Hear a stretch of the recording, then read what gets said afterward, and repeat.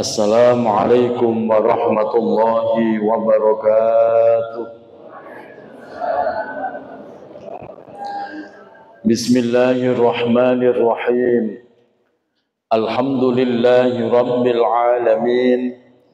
Wassalatu wassalamu ala ashrafil anbiya'i wa imamil mursalin, Sayyidina wa habibina wa maulana Muhammadin wa ala alihi wa sahbihi ajma'in. Hasbunallahu wa ni'mal wakil, ni'mal maula wa ni'man nasir, wa la hawla wa la quwwata illa billahil aliyyil azim. Allahumma anfa'na bima 'allamtana wa 'allimna ma yanfa'una birahmatika ya arhamar rahimin. Amin ya rabbal alamin.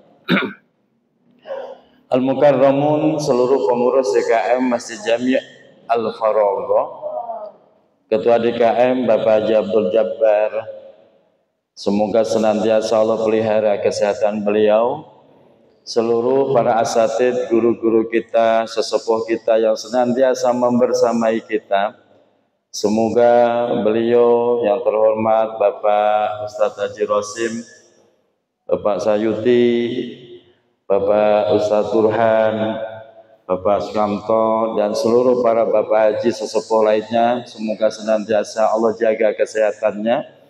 Seluruh jamaah, Bapak, Ibu, serta penggiat majelis ilmu, Mas Fahrul, Mamun Haji, Om Rio, dan seluruhnya, semoga kita semua senantiasa Allah sehatkan lahir batin kita, Allah tambah-tambah keberkahan hidup kita, Allah istiqomahkan kita di dalam kebaikan, dan kelak diwafatkan dalam keadaan husnul khotimah. Amin ya rabbal alamin. Alhamdulillah wa syukrulillah, pada kesempatan malam hari ini kembali Allah kumpulkan kita di taman surganya Allah, melanjutkan kajian kitab Nasaihul Ibad, dan kita berada di bulan Rabiul Awal, bulan Maulid baginda Nabi Muhammad SAW. Kita berbanyak membaca sholawat dan menghidupkan sunnahnya. Semoga kita benar-benar diakui sebagai umatnya dan mendapatkan syafaatnya. Amin ya rabbal alamin. Bapak Ibu yang dirahmati Allah, tadi saya mau berangkat ke sini, tiba-tiba ada dua orang ibu-ibu tamu, katanya sakit, minta dibikinin air. Saya bilang nanti ya Bu, pulang ngaji. Jam berapa Pak Ustadz? Ya jam 8:30, 9. Sekarang aja Pak Ustadz. Makanya saya akhirnya terlambat sampai sini. Kadang-kadang begitu Bu, mau ditolak, kasihan itu ibu-ibu udah sampai rumah. Selesai saya bilang, yuk Bun kita sholat jamaah di rumah. Habis sholat saya baru kemari. Jadi saya naik motor ke sini kayak orang nggak sadar Bu. Tahu-tahu sampai sini aja. Saya lihat jam, loh kok cepet, 7 menit udah sampai sini. Padahal biasanya 10 menit lebih. Alhamdulillah sampai sini pas kan Om? Pas. Saya lihat jam 7 menit. Biasanya saya 15 menit sampai sini. Nah ini semoga inilah pertolongan Allah. Bapak Ibu jamaah yang dirahmati Allah, kita lanjutkan. Masih pada babu sudasi, dan kita sekarang masuk pada makalah yang ke-6. Bismillahirrahmanirrahim. Wal maqalatus sadisatu. Makalah yang ke-6.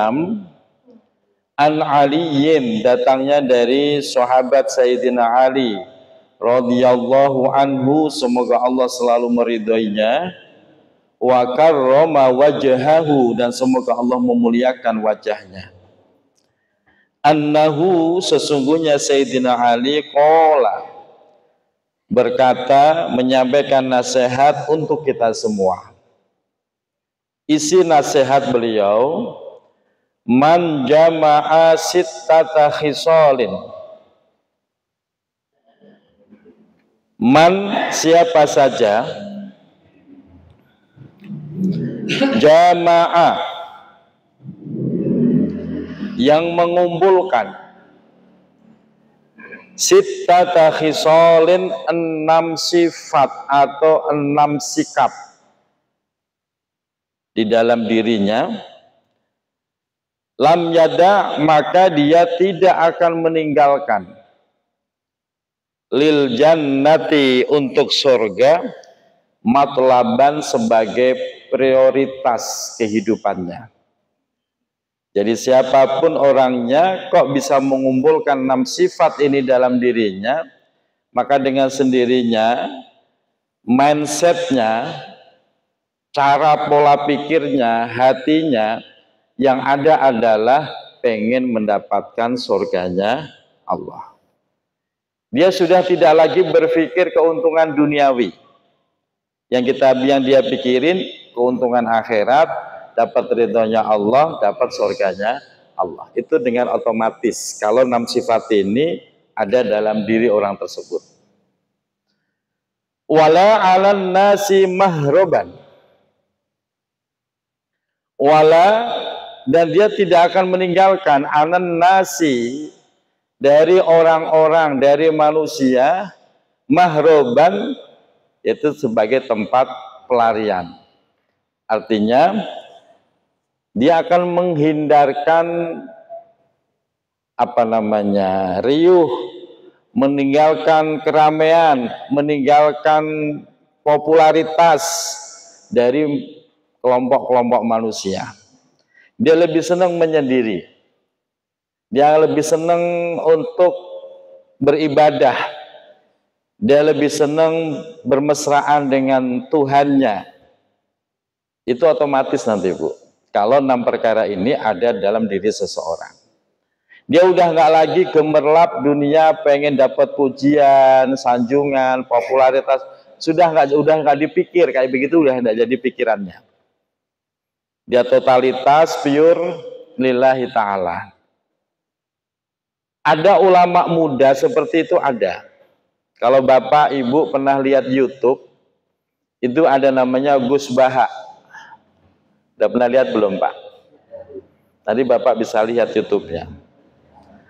Beliau orang alim, beliau orang yang sangat populer, sangat viral, tapi beliau tampilannya sederhana. Kenapa? Karena popularitas, viral, terkenal, itu tidak menjadi tujuan dia. Yang dia cari adalah ridhonya Allah, kehidupan akhirat, surga. Sehingga penampilannya dimanapun berada, ya begitu aja. Karena sudah tidak peduli lagi dengan penilaian orang lain. Yang dicari adalah penilaian dari Allah Subhanahu wa Ta'ala. Dan ini memang harus kita latih diri kita, Bapak Ibu. Kita kalau masih sibuk memperhatikan penilaian orang lain, hakikatnya itu kita capek sendiri loh, Pak. Bu, capek sendiri. Mau berangkat ngaji pakai baju ini, pantas apa enggak ya? Kira-kira orang ngomongnya gimana ya? Aduh, kayaknya enggak pede deh. Ganti lagi. Ganti baju lagi. Udah ganti warna kuning, udah ngaca muter. Enggak depan doang yang dikacain, muter, Pak. Mikir lagi, pakai kuning, ntar orang nilainya bagaimana ya? Duh, kok nggak pede, nggak matching ya? Ganti lagi. Kita yang capek sendiri kalau terus mikirin penilaian orang lain. Makanya kita latih diri kita. Yang kita cari itu nilai dari Allah. Dengan begitu, Bapak Ibu nggak capek-capek. Nggak harus begini, nggak harus begitu. Pokoknya lagi nyaman pakai ini, ya udah pakai. Ntar orang ngomong, nggak usah dipikirin omongan orang. Namanya omongan orang itu nggak ada selesainya. Betul? Pokoknya Bapak Ibu nyaman dan ini juga menutup aurat. Semoga dapat ridhonya Allah, udah selesai. Mau pakai kemeja kayak, mau pakai hem, mau pakai jas, yang penting nyaman, tidak peduli dengan penilaian orang lain mau ngomong apa. Nah itu Bapak Ibu terbebas dari begitu tuh, hidup Ibu akan nyaman. Tapi kalau terus mikirin penilaian orang lain, capek kita tuh capek sendiri. Nah ini yang harus dilatih. 6 sifat, 6 perkara itu apa?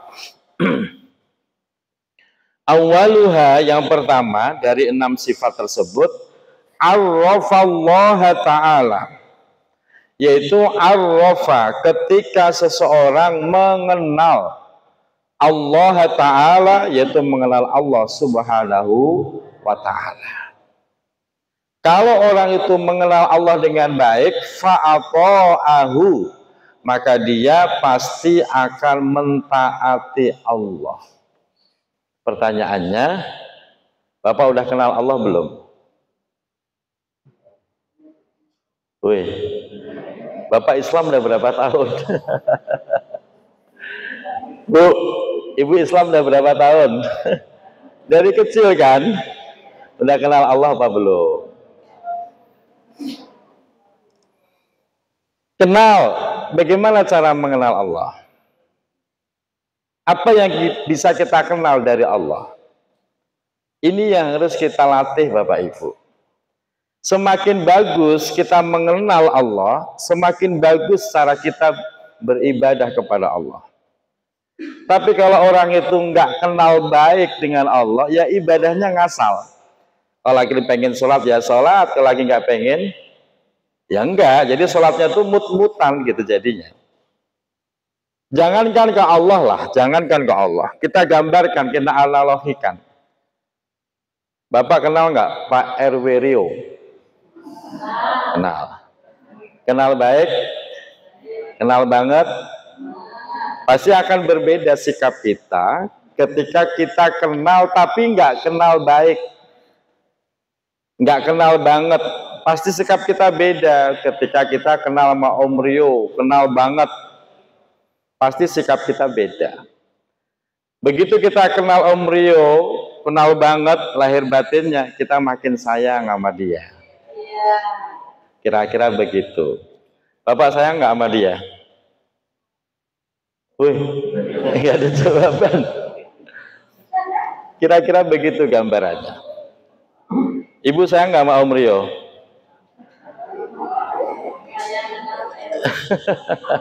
Iya, kata Pak RW.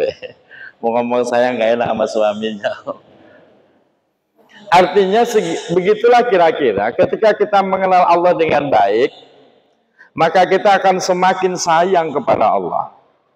Sehingga ketaatan kita, ibadah kita itu tidak sekedar formalitas menjalankan kewajiban, tapi dasarnya karena sayang kepada Allah. Makanya salah satu cara mengenal Allah bukan dengan cara hissi, bukan dengan panca indera Bapak Ibu. Wah, mengenal Allah ketemu lewat mata, lewat mimpi, enggak begitu. Karena Allah itu adalah zat yang maha gaib, tidak bisa ditangkap oleh panca indera, tapi bisa dirasakan dengan iman dan hati.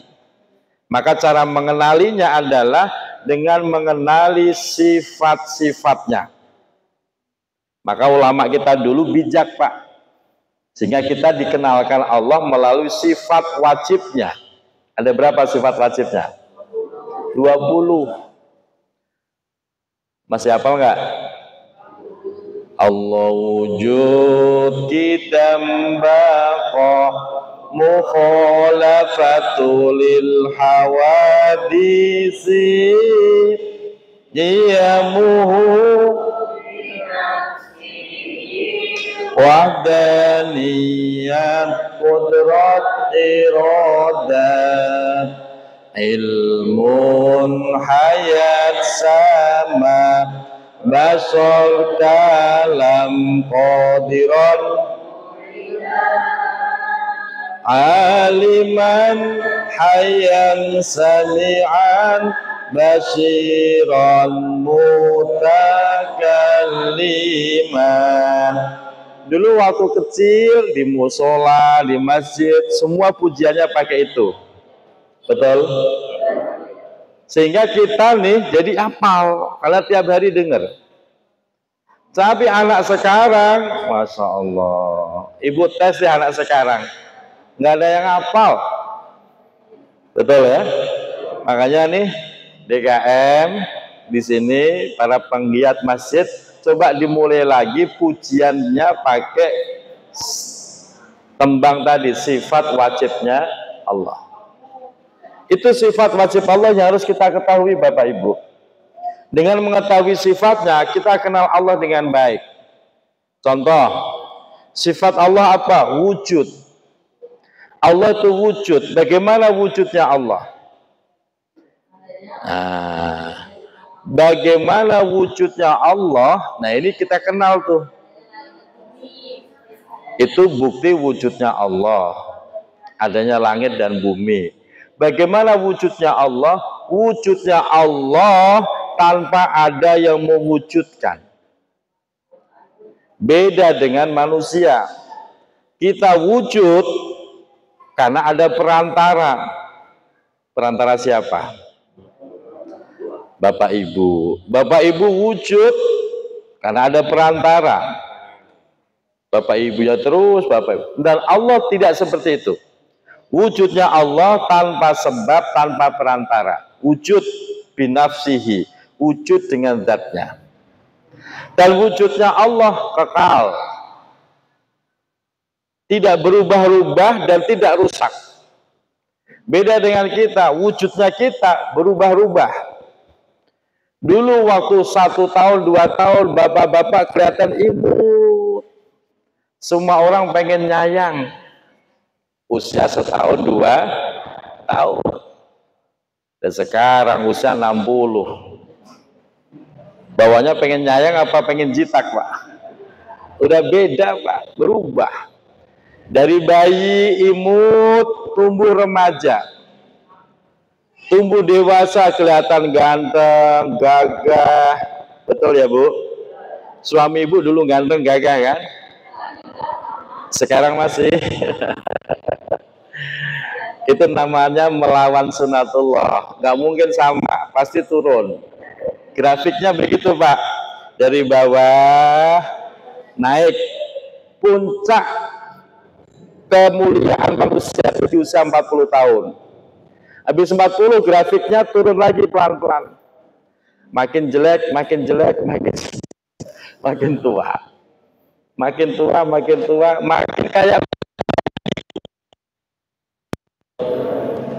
nggak mungkin kekal, nggak mungkin sama. Wah, suamiku mah walaupun 60 udah sama kayak 40, itu berarti bohong. Ketahuan banget bohongnya, Pak. Karena nggak mungkin begitu. Nah, disinilah kita mengenal zatnya Allah melalui sifatnya. Terus lagi, kita bisa mengenal Allah melalui asma'nya. Asma' walillahil asma'ul husna.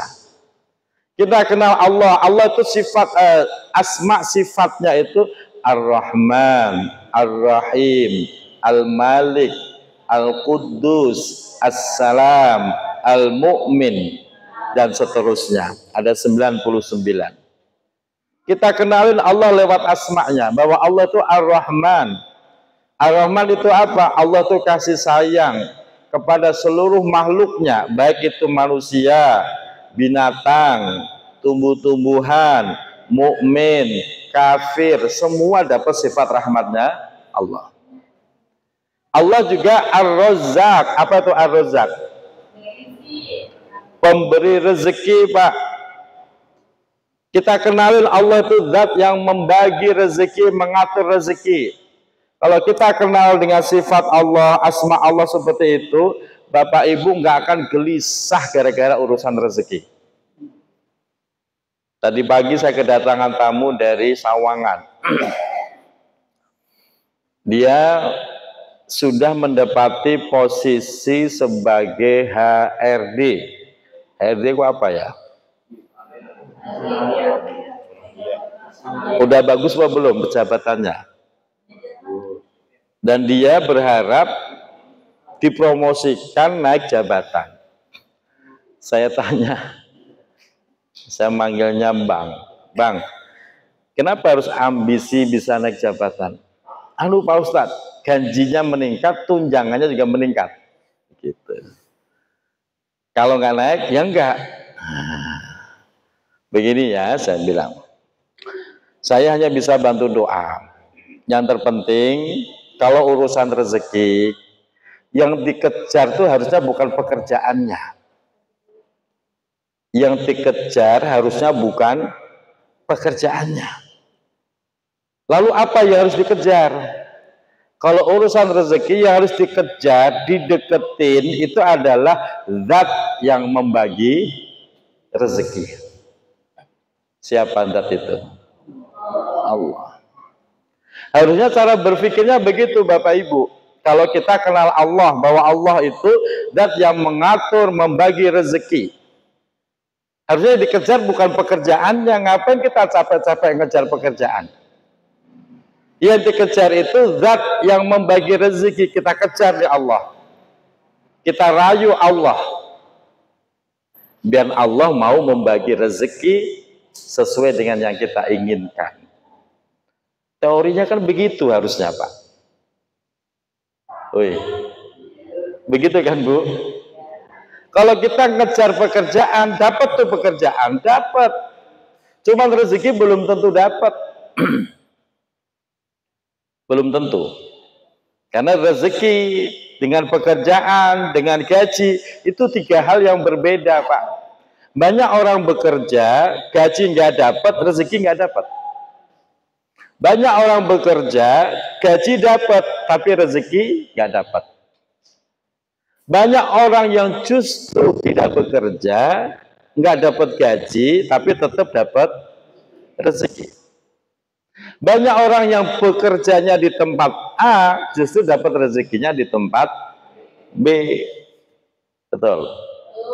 Ini yang harus menyadarkan kita, bahwa yang harus dikejar itu bukan pekerjaannya, tapi zat yang membagi rezeki. Kalau memang Bapak pengen nyari rezeki, dikejar tuh, dirayu. Bagaimana cara merayu Allah?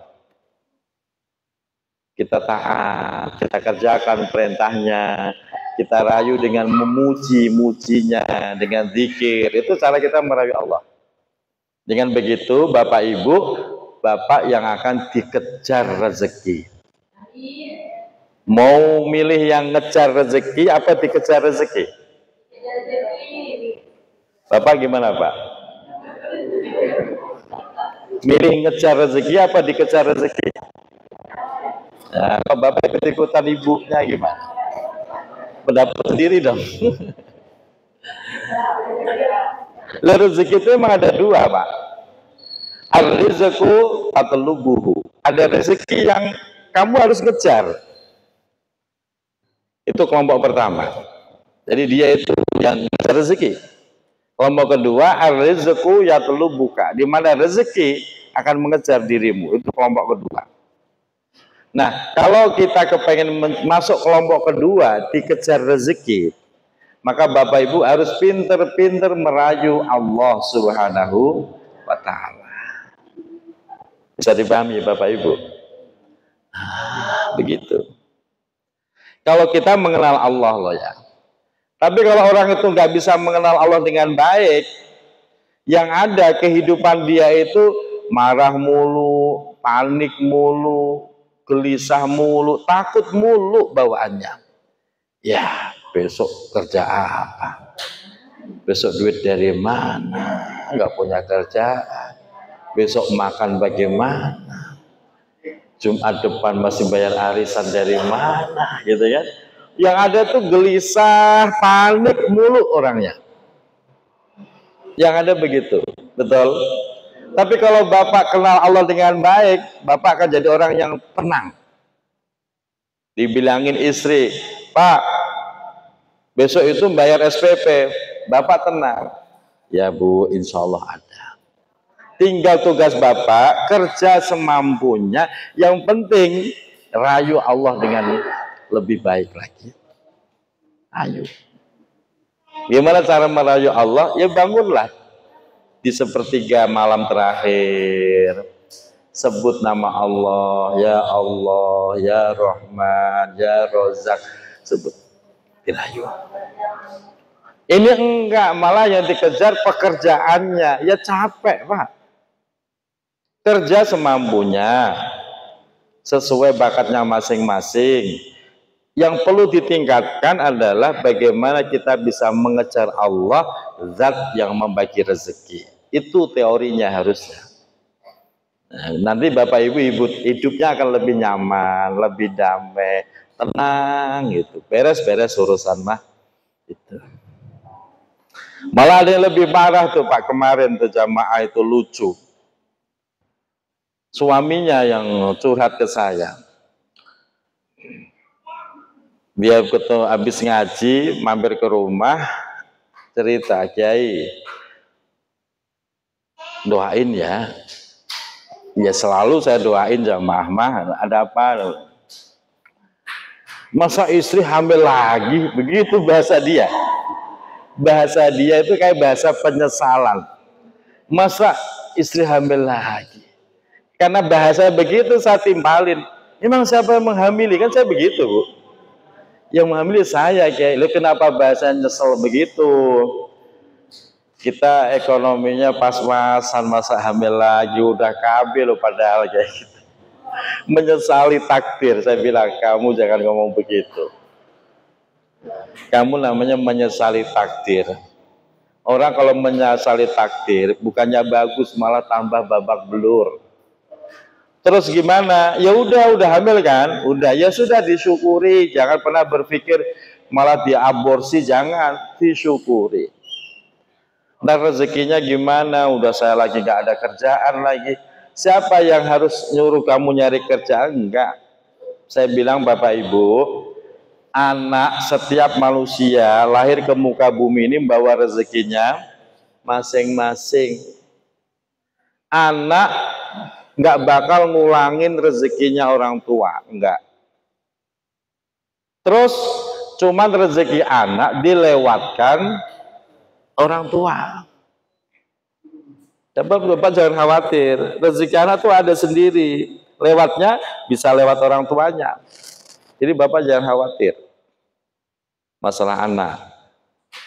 Makanya kalau nanti rezeki anak udah disalurkan semua, udah beres, ya sudah, nanti rezeki Bapak ya dikurangin lagi sesuai kebutuhan. Anaknya udah beres semua kan? Itu. Tadinya kalau anak 6-6-nya masih butuh biaya, ya Allah kasih rezeki yang banyak buat biaya anak itu beres semua. Dan giliran anak udah selesai semua, rezekinya dikurangin lagi. Coba Bapak Ibu rasakan. Kemarin waktu anak masih pada butuh biaya banyak, ya ketemu banyak rezekinya. Nah giliran anak udah beres semua, rezekinya ya dikurangin lagi sesuai kebutuhan. Makanya jangan khawatir. Itu yang pertama, kita kenali Allah. Dengan begitu, yang jadi pikiran kita hanya taat, pengen cari ridhonya Allah, pengen mendapatkan surganya Allah. Yang kedua, wa'arrafa syaitona fa'asahu. Wa'arrafa, yaitu ketika seseorang mengenal asyaitona, yaitu setan. Ibu udah kenal setan belum? Loh, udah umur sekian kok belum kenal setan? Bapak udah kenal setan belum? Udah pernah kenalan? Atau jangan-jangan Bapak udah pernah jadi setan? Kita beda Pak. Begini Bapak, ketika seseorang itu mengenal sifat karakter setan, fa'asahu, maka dia akan mudah untuk tidak taat kepada setan, akan mudah. Maksudnya begini Bapak Ibu, yang namanya setan itu bukan makhluk. Yang namanya setan itu bukan makhluk, tapi sifat. Selama ini Bapak memahami setan itu makhluk apa sifat?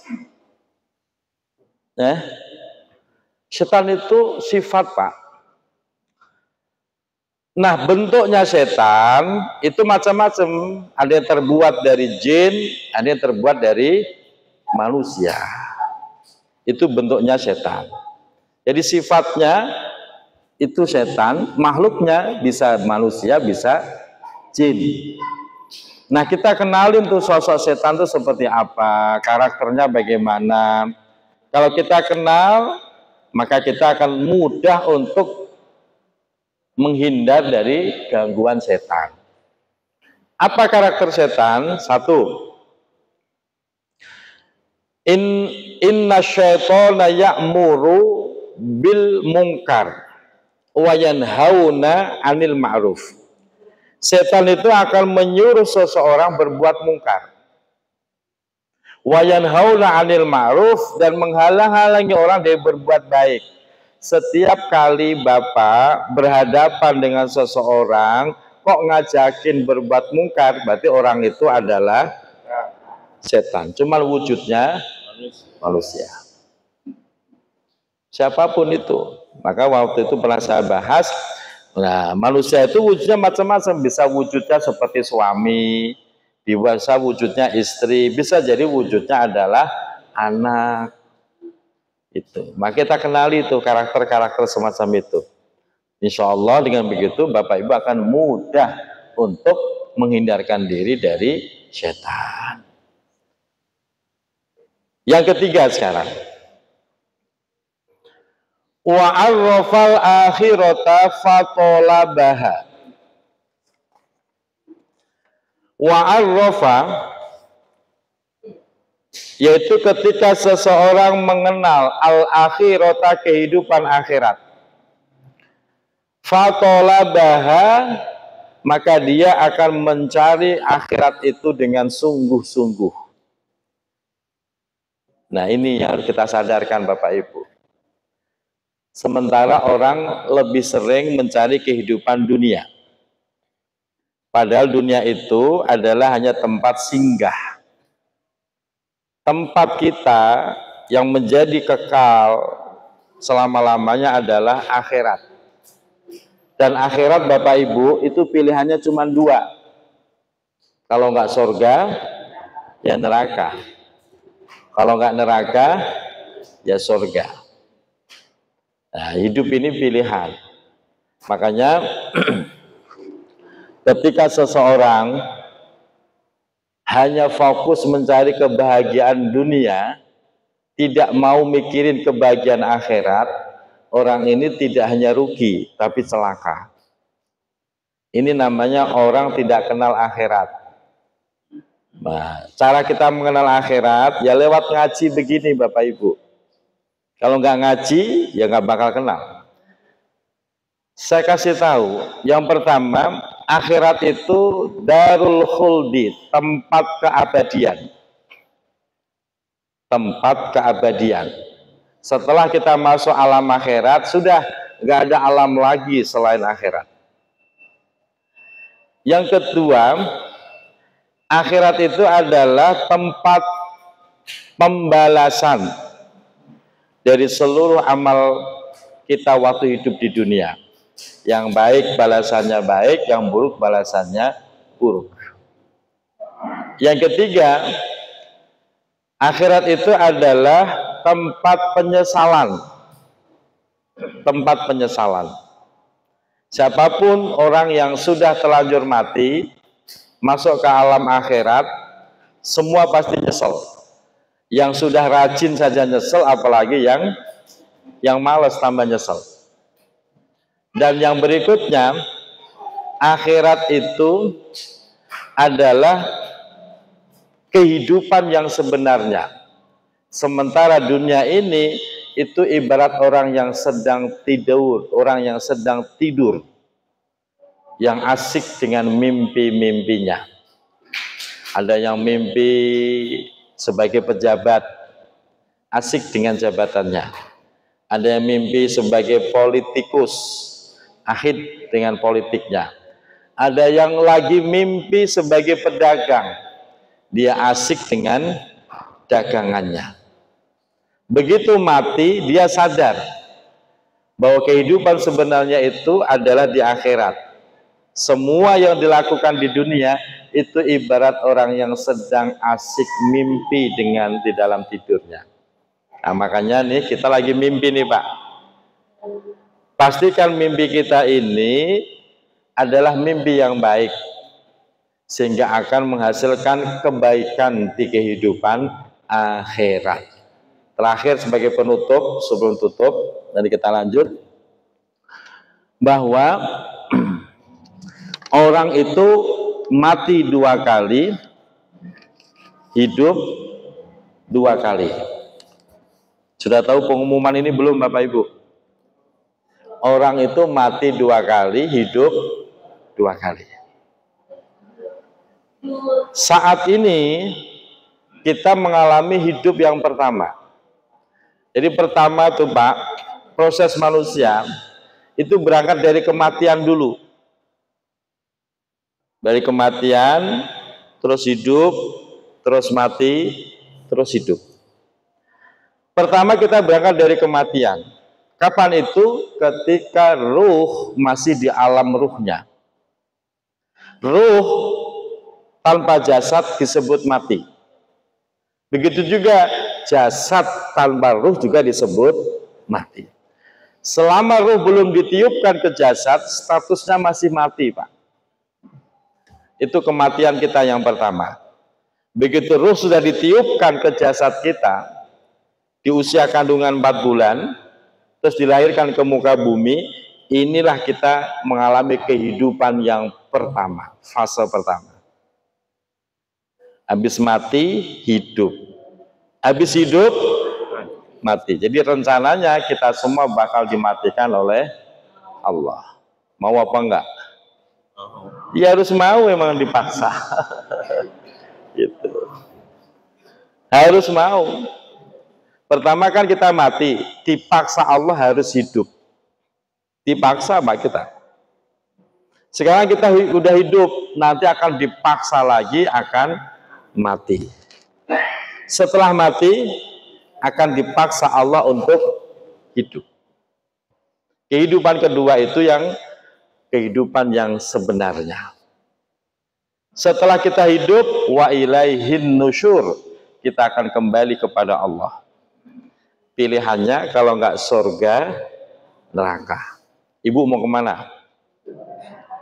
Mampir ke neraka dulu nggak? Kali ada yang pengen mampir. Ya semoga nggak pakai mampir. Bapak Ibu udah tahu belum rahasia biar nggak pakai mampir ke neraka? Udah tahu belum caranya biar langsung masuk surga nggak usah mampir ke neraka? Udah tahu belum Pak? Tadi kok pede banget langsung surga, belum tahu caranya.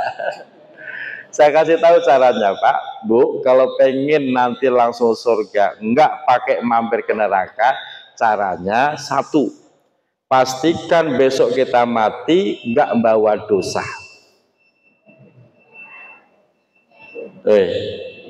Pastikan besok kita mati nggak bawa dosa. Dijamin langsung surga, nggak pakai mampir ke neraka. Cuma satu Pak. Cuman pertanyaannya model kayak kita nih, kira-kira besok matinya bawa dosa apa enggak? Ya berarti nggak jadi. Nggak jadi langsung, berarti mampir ke.